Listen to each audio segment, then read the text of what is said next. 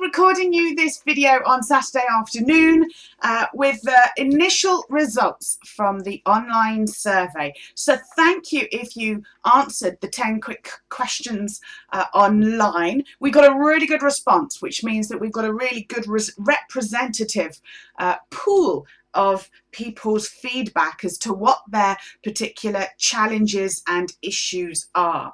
And I wanted to share with you the first few bits of the results, okay, because they actually fit in with something that I called the 7 phases of failure, okay, and I'm going to explain this to you with a diagram.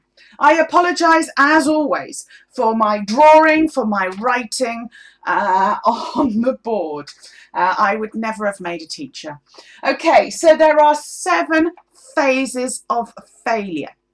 We're going to start at this top circle here. This is kind of, if you like, when we're starting step 1 almost of the 7 phases of failure. This is where the clutter grows. Clutter grows. Okay, I appreciate that's probably a little bit too small for you to be able to see clearly.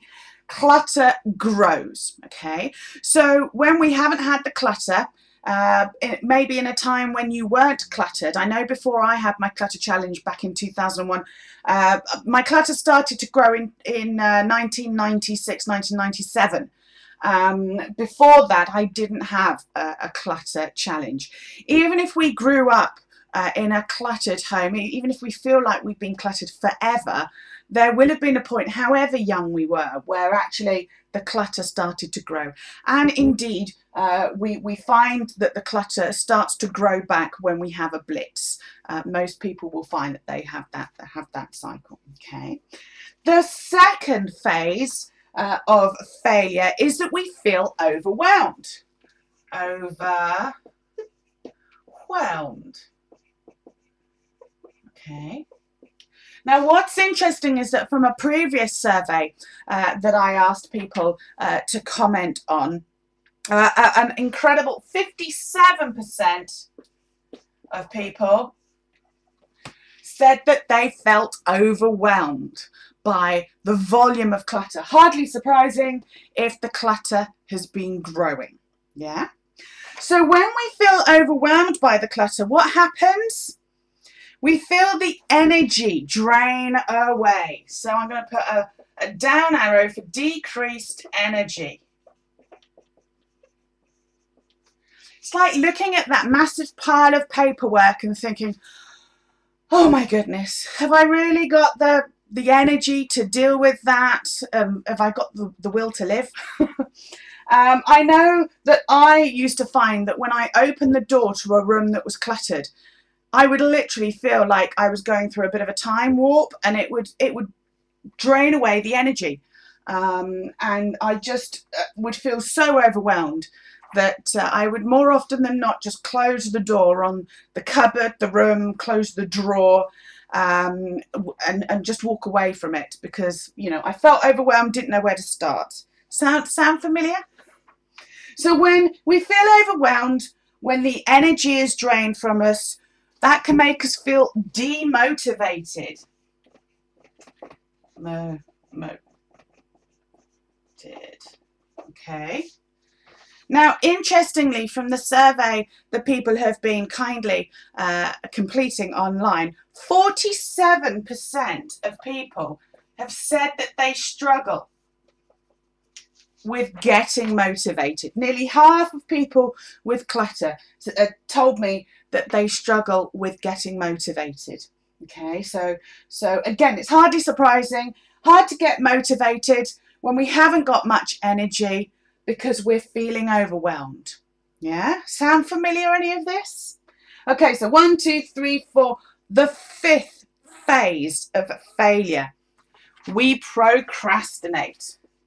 Procrastinate.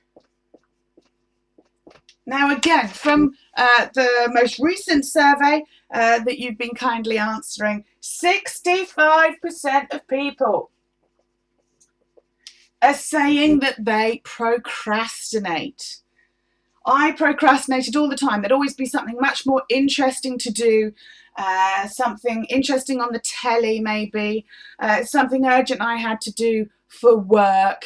I'd meet friends. I was much more spontaneous, funnily enough, in terms of being social when I had my clutter, because it was a great excuse not to go home and actually see the clutter, which of course made me feel overwhelmed and drained my energy. Going out with friends, doing activities, gave me energy, whereas going home actually drained my energy.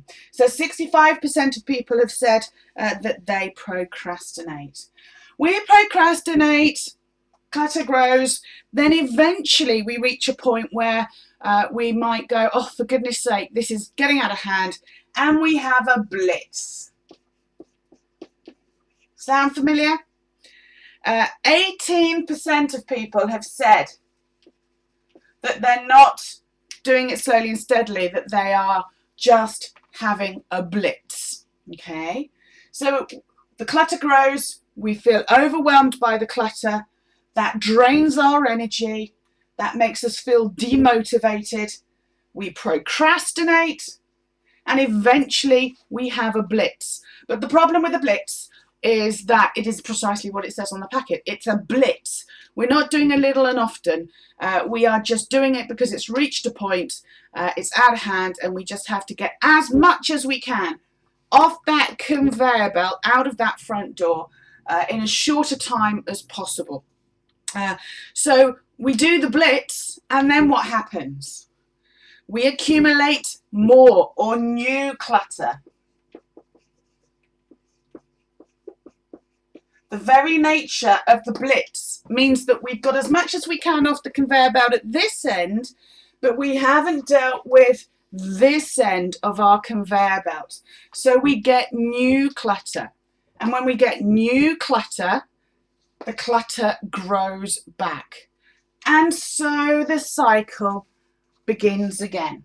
And we fail at actually clearing the backlog of clutter, creating the habits that we need in order to stay clutter-free forever. Yeah, this is what most people do when they finally reach the point of saying, I can't keep doing this. I can't keep having a blitz because the new clutter comes back, it grows back, and I'm doing this constant cycle. I'm tired of feeling overwhelmed, having no energy, and feeling demotivated in my own home. We want to feel inspired and energized. Our homes need to be a place where we can kind of recharge our batteries, don't they? Well, actually, if having the clutter makes us feel overwhelmed and drains us of energy, it's no wonder our homes are not a good place for us to be. Does any of that sound familiar? It's not a great place to be, is it? Now that I've made you feel really fed up with the clutter and possibly feeling like a failure, because this is the failure phases, on Monday I'm going to share with you the 14 steps to success, and I'm going to share with you how those steps relate to the other questions that I asked in the survey. So it's not all bad.